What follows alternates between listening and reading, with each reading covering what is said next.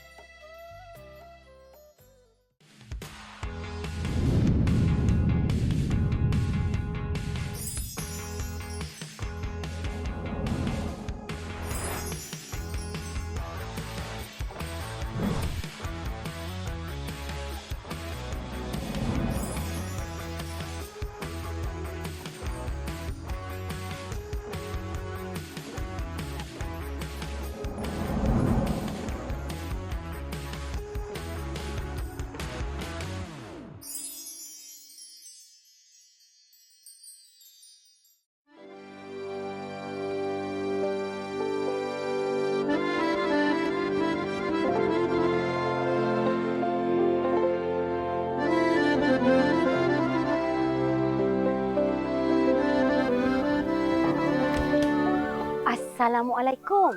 Waalaikumsalam. Siapakah gerangan Tuan Hamba? Dari mana hendak ke mana? Nama saya Fiza. Saya tengah mencari Tuan Dil Akbar. Hambalah, Dil Akbar. Oh. Saya nak minta izin untuk jalan-jalan dekat kampung ni. Mari, hamba tunjukkan. Terima kasih. Sama-sama.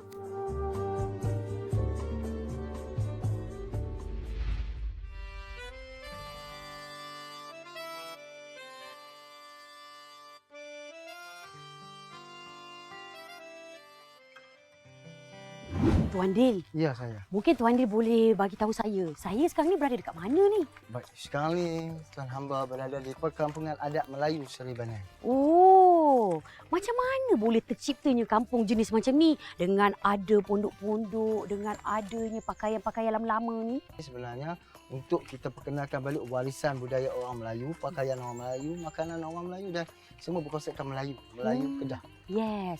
Tapi kan Tuan Dil, macam mana sebenarnya Tuan Dil boleh dapat inspirasi untuk menghasilkan kampung Banian ni? Sebenarnya inspirasi saya ni daripada kecil, daripada saya berusia 10 tahun, saya melukis gambar-gambar kampung, lukisan kampung dan selepas tu 20 tahun selepas tu saya buat balik lukisan tu dan saya cakap dekat saudara-saudara, adik-adik, abang-abang, jom kita buat satu balai untuk beristirahat dan tak sangka mendapat sambutan yang sangat baik sehingga terbuka kampung ni dan terbina kampung ni. Saya punya teruja bukan apa tahu. Bajunya, dengan aksesorinya, dengan senjatanya, dengan tempatnya ni memang betul macam lama-lama tu. Macam mana boleh dapat sumber untuk menghasilkan kampung? Saya sebenarnya seorang guru silat dan memang saya mengajar silat di sini. Di depan tu ada gelanggang. Di depan balai rong ni ada gelanggang silat. Jadi senjata-senjata dan pakaian-pakaian ni adalah pakaian persilatan kami untuk membuat sembahan semasa kita menjamu selera di sini atau untuk lawatan di sini kita akan hidangkan dengan persembahan silat. Maknanya baju ataupun aksesori ataupun senjata ni dipakai hari-hari? Ya, pakai hari-hari. Wah, kalau pakaian, aksesori, senjata pun dah macam lama-lama, mungkin makanan pun sama juga macam yang lama-lama. Makanan di sini memang makanan purba, makanan-makanan nenek moyang kita yang dulu. Jarang kita orang jumpa. Mungkin boleh sajikan kepada saya ke? Jom kita naik atas balai rong. Saya sidi siapkan makanan.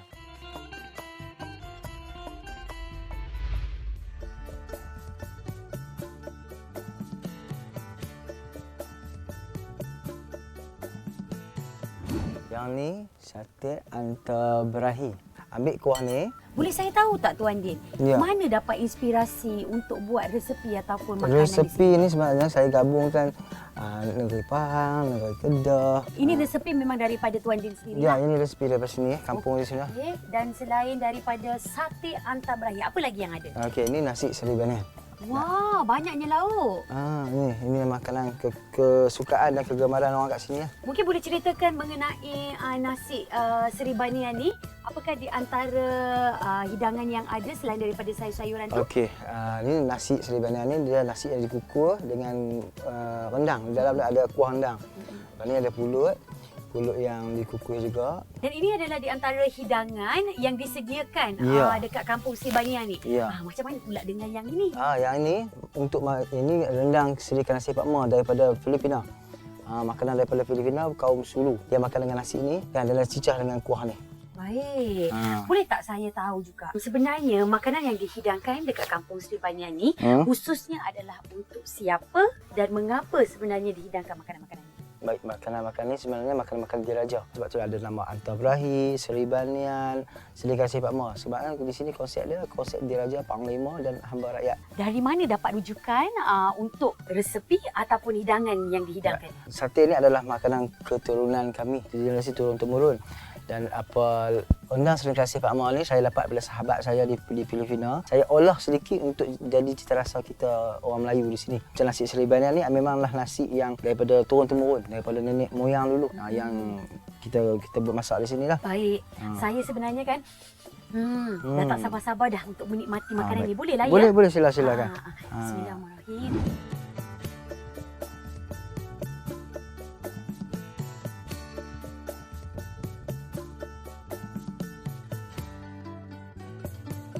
Tuan Din, Ya, saya.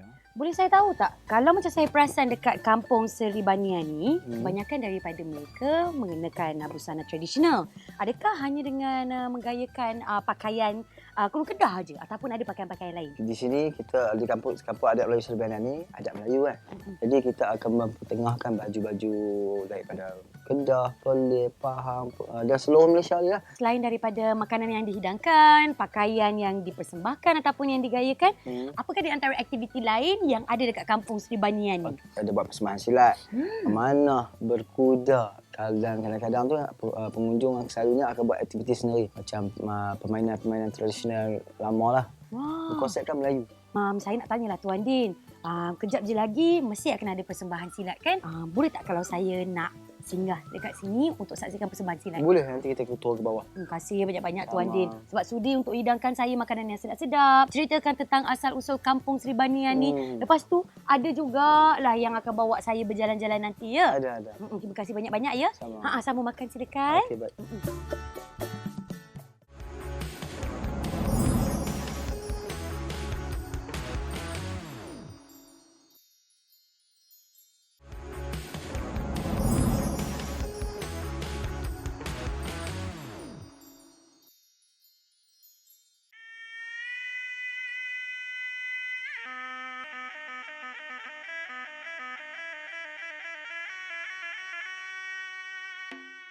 Untuk pengetahuan anda, ini sebenarnya adalah salah satu persembahan yang ada dekat Kampung Sri Banian yang dipanggil sebagai silat talam. Sebenarnya silat talam ini telah pun diperkenalkan sejak turun-temurun, di mana ini adalah di antara persembahan yang masih lagi dikekalkan dekat dalam Kampung Sri Banian. Kalau anda ingin menyaksikan persembahan ini, silakan.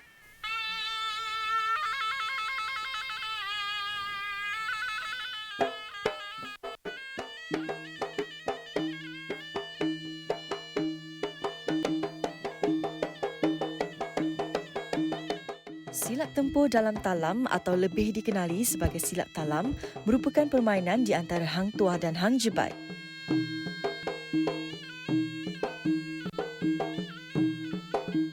Dahulu talam ini digunakan agar kaki Hang Tuah dan Hang Jebat tidak terpijak kepada tombak yang dicucuk dari bawah rumah.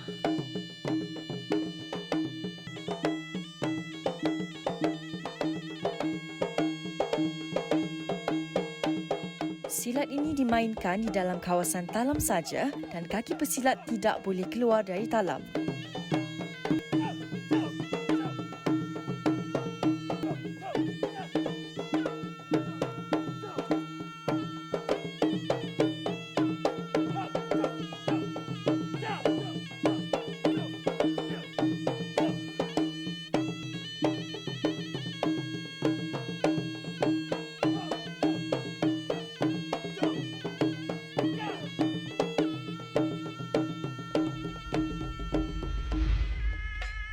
Seronok sungguh hati saya ni Tuan Din bila dapat tengokkan persembahan daripada silat talam tu. Mungkin boleh saya tanyakan tak, silat apa yang bakal dipersembahkan oleh Tuan Din? Bunga tari silat yang bernama Bunga Tari Sri Banian. Diiringi dengan lagu cipta asal sendiri bertajuk Sri Banian. Dan inspirasi yang silat tu sebenarnya inspirasi apa? Maksud tertentu bagaimana? Bunga Tari Silat ni dia akan menceritakan seorang puteri sedang mempersembahkan satu persembahan untuk menceritakan tentang halusnya budaya Melayu. Dan setiap buah bunga silat tu dia akan ada maksud-maksudnya yang tersendiri. Dan sebenarnya silat ni adalah di antara warisan yang masih lagi dikekalkan dekat dalam kampung Sri Banian ni. Ya. Mungkin boleh terangkan kepada kami tujuan masih lagi kekalkan silat tersebut. Baik. Di sini kita akan mengangkat budaya orang Melayu, tak kira lah Melayu Malaysia atau Melayu Nusantara. Jadi salah satu budaya orang Melayu adalah persilatan. Makanya warisan takkan ditelan oleh dek zaman. Ya. Saya nak lihat persembahan daripada Hang Tuah dari kampung Sri Banian ni. Boleh, tak masalah. Jom. Silakan.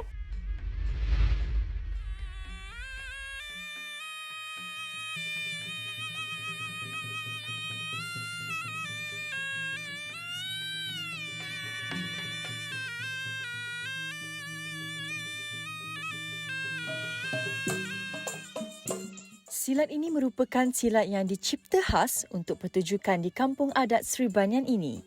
Gerakan silat yang cukup lemah gemalai ini merupakan seni yang unik dalam persembahan silat ini. Persembahan ini juga diiringi dengan muzik silat. Antara alat muzik yang digunakan ialah gendang ibu anak, gong, serunai dan lain-lain.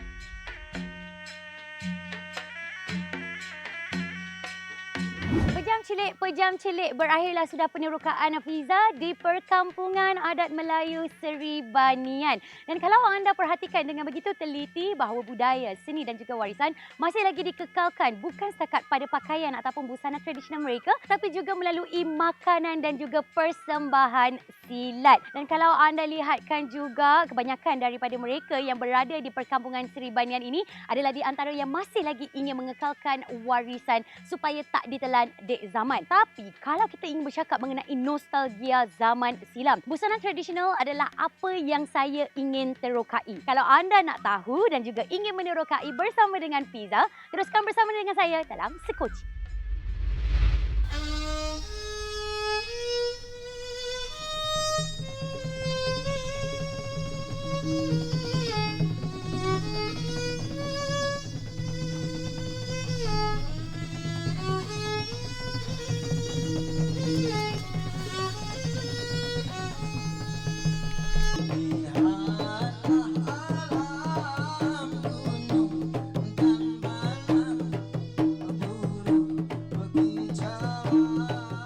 Keunikan kampung Sri Banian yang telah kita terokai memberikan pelbagai pengetahuan berkenaan tradisi masyarakat kampung, makanan serta busana Melayu tradisional.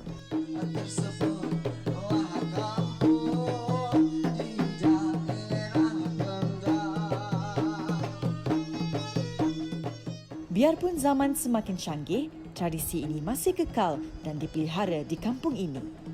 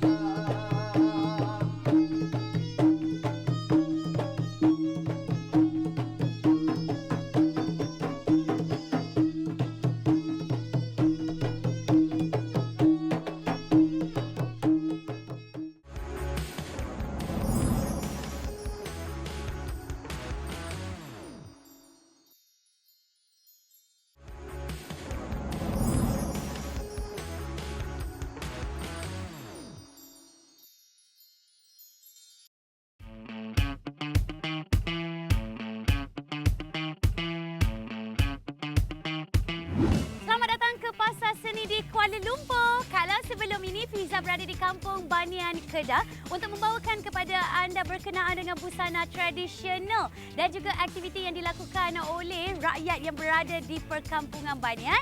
Apa kata, kejap je lagi Fiza akan bawakan kepada anda seorang pereka fashion yang mengkontemporarikan busana tradisional. Kalau nak tahu siapa, jom ikut Fiza.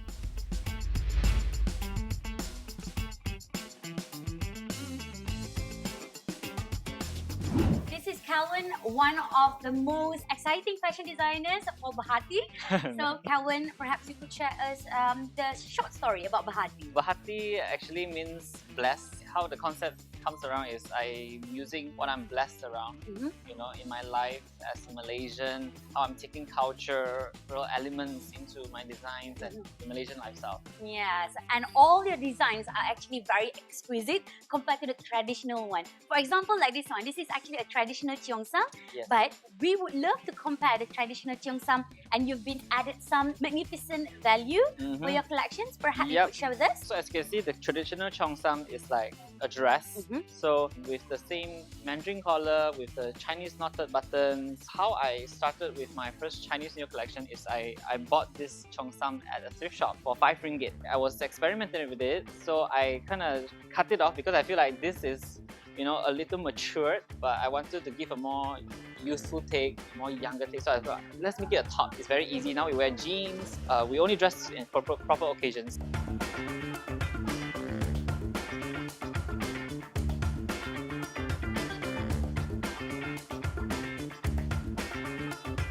Alright, Calvin, next. This is baju Melayu, the Yes, traditional one. The traditional one. But perhaps you could compare the baju Melayu and also your contemporary Bahati baju Melayu. So basically, what is the difference with our viral oversized baju Melayu and the normal baju Melayu? It's just basically the size, because everything else is basically as traditionally done. Got pesak, got darts, Got pesak, yes, okay. got keke. So as you can see, baju Melayu, you consist of the pesak panel, as you can see this square panel, and then the keke panel here.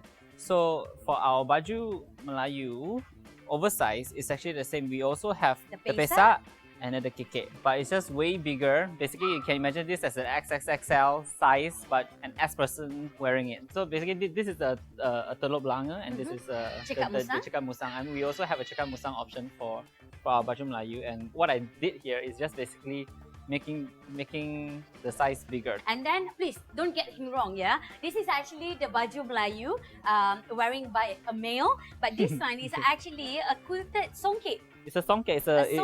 It's a quilted songket skirt. Okay. So yeah, traditionally songket, of course, we use for just sampin, you know, things like that. But I kind of think I want to advance the use of traditional fabrics. You know, so I kind of quilted this skirt to be a more stylish kind of skirt, so people can wear it, you know, like as a fashion statement piece, and also women can also enjoy the privilege of, you know, just wearing songket. Yeah. This one, okay, for example, people thought that a traditional or heritage, we can only use certain period. For example, during Hari Raya, during Chinese New Year, or during celebrations. But we can always use this one during birthday parties, Yes. during dinners, or maybe to the Yes, office. Yes, I mean, when I design, I never design it for the festival, honestly. Traditional wear was never just for Hari Raya, it was never just for Chinese New Year. You know, that's why I'm trying to bring it back, trying to make it modern. I think that's to make young people feel like, you know, oh, this is cool, I want to wear this every day.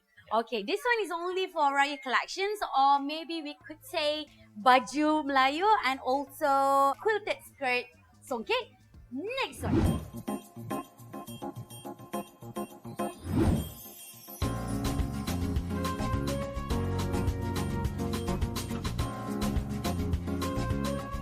Calvin, Yes. this one from Bahati collection, which traditional costume being inspired from? You did modernize it into something different. Perhaps you could share with us. This is actually, I wanted to show more ways of using traditional fabrics. This is made from songket and Banarasi, Indian brocade. The white part is Indian brocade, and then the black is black songket, which is quite rare to find, the black songket. Yeah, so, and it's cut by our signature, the baju Melayu cut with the keke. The fabric is cut, you know, piece by piece out, and sabong all together one by one. So it means that one by one kotak and also another kotak. Yes. One by one is from different. So we cut it out and then piece it all together.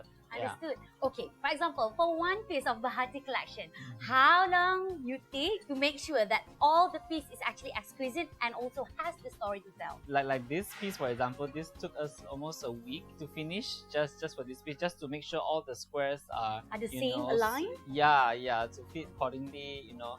And to source the fabric also is not easy to find this fabric. It took quite a while to find all this like pure white, pure black traditional fabric to like. Yes, this is the contemporary style. And then also, Yes. what about the trompa? So this is a modernized version of trompa. I mean, like when I was thinking what to wear for, you know, our models' shoes, and I thought like I want something traditional instead of like too modern. So I thought of like this was inspired by people who wear slides everywhere they go, you know. So I was imagining like if you do it, you know, in a more contemporary way, in a more modern shape and color. I think the color choice is very important. So this one we did in a more light, more beach, more summery feel with the wood. These are all made in Malacca. In Melaka? In Malacca. Custom in Melaka? Custom in Malacca. Only that is a 7-inch trompa that went viral also on the internet. To make it high fashion, I designed it based on the aesthetic, you know, and that one also is it's a 3-inch heel. This is like a mule, yeah? Yes, it is. Yeah, so it's definitely more. I cut it more squarish, so it looks very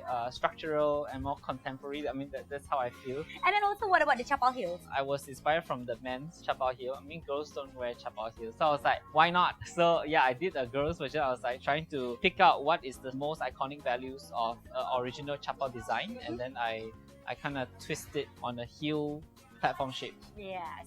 I wish you very good luck as the founder of Bahati, Calvin. And kepada anda semua yang mungkin tengah menyaksikan kami dalam Sekoci, diharapkan info dan juga penjelasan berkenaan dengan apa yang ingin dibawakan oleh Bahati sedikit sebanyak mampu untuk mewarnakan lagi industri fashion bila kita bercakap mengenai budaya, warisan dan pastinya dengan kecantikan dan juga keunikannya. Jadi anda kena terus bersama dengan saya dalam Sekoci.